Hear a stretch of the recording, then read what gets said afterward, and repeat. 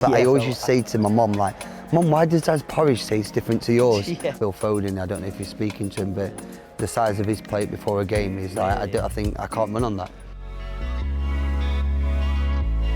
So welcome to the Squad Goals Sofa, where we get England internationals to provide you and your team challenges to help you on and off the pitch.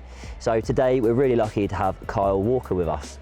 So Kyle, how are you, mate? Yeah, really well, thank you. Good, really awesome. Well. So what we're going to do is we're going to talk a little bit about your experiences of when you were a youth player or a younger player, so especially like 12 to 16. I know it's thinking back a little bit further, maybe some players now, but you've got great experience throughout your career now around actually maybe what have you learned and how has that helped you on your journey. So did you do anything away from the clubs that you were with or anything outside of training to help yourself get fitter and be fitter than maybe the other players in your team? Yeah, I did run for Sheffield for a brief period, so I actually did 800, 100 metres and 200 metres. I can see that, I can see you doing that. So I did a few activities there where we had to go and do training on a Saturday, and I think that's probably helped with my, my running technique and, the power that I've developed over my career. So I would definitely say that helped, yeah. So I think some grassroots players as well, like they specialise in football and they'll go, yeah, football's my sport, I love playing that, but maybe they don't always think about how other sports can help them in the game. Yeah, I think it's key. I think you can take anything from, as I've just said there, athletics to golf, where it's just you and the ball, and it's very, call it kind of like meditation, where every shot's got to be, it's just you and the ball and nothing else. And I think there's other sports obviously that you can channel into to help you develop. Even we'll go down to gymnastics. Gymnastics might be great for the power in your legs, the flexibility and stuff like that. So I feel everything that can be a benefit to football you should do. Did you do any like home workouts as well? Like even if it was just yourself coming up with things you do at home, like in your bedroom before school or after school, all that kind of thing? Well, I was quite small when I signed my scholarship, so I had to do a lot of gym work at the start to make sure that I kind of caught up.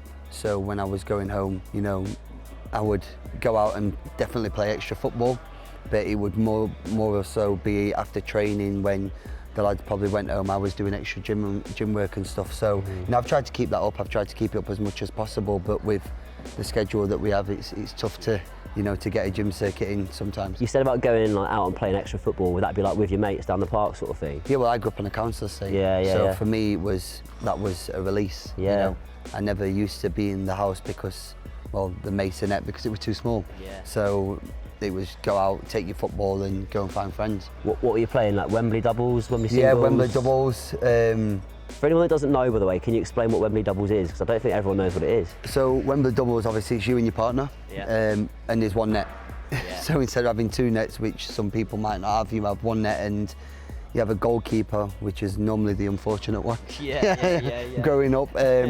And you pick your partner, and as soon as you score, you'd sit out, and then you get to the final where it's obviously a 2v2 situation. Yeah, love it. And do you know what, there's so much, like many crossovers into actually like playing football, those little 2v2s, little 1v1s and things, which I think is awesome. I think it's the competitiveness. I think, from an early age, I've always been really, really competitive in whatever I did, whether that's playing a board game to, playing football, which was, it luckily turned out to be my profession. But I feel that's developed into my game now, and I love every minute of being on that estate because I think it's just taught me so many great values. You were so active, so how did you actually like fuel yourself to make sure that you could be that active? Well, probably, and still now that my diet could probably be a little bit better. I kind of think in my head, or how my little world works, is that I run enough outside.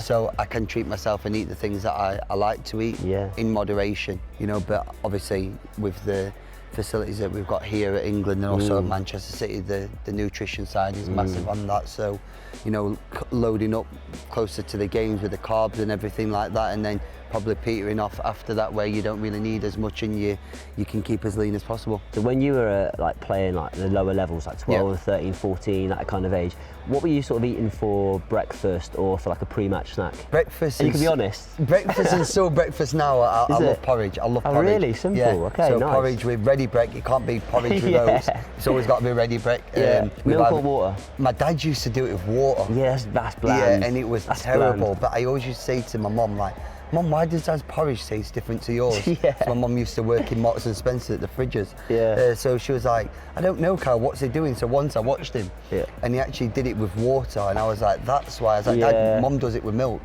I think a big favourite of mine when I was growing up was Smiley faces. Don't know if you remember. Yeah, little potato things. Yeah. Smiley faces with beans and cheese. Oh, nice. Yeah, that was my go-to when I was growing up. Yeah. Well, beans, bit of protein in there, cheese, bit of protein in there, you know. So it was good in a roundabout way, but you know, that's probably all that we probably had in the freezer. Yeah. So I guess that as you've got older now, like what sort of things would you eat post-game now? Like whether the club or England would supply it, but like what would you be eating? So pre-match meal, I've always gone for rice pudding.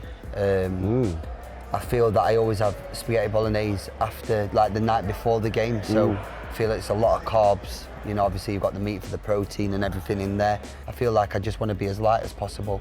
And I say to myself that the fuel that I've got is the day before, where other people I know, Phil Foden, I don't know if you're speaking to him, but the size of his plate before a game is like, I think I can't run on that. That's fair.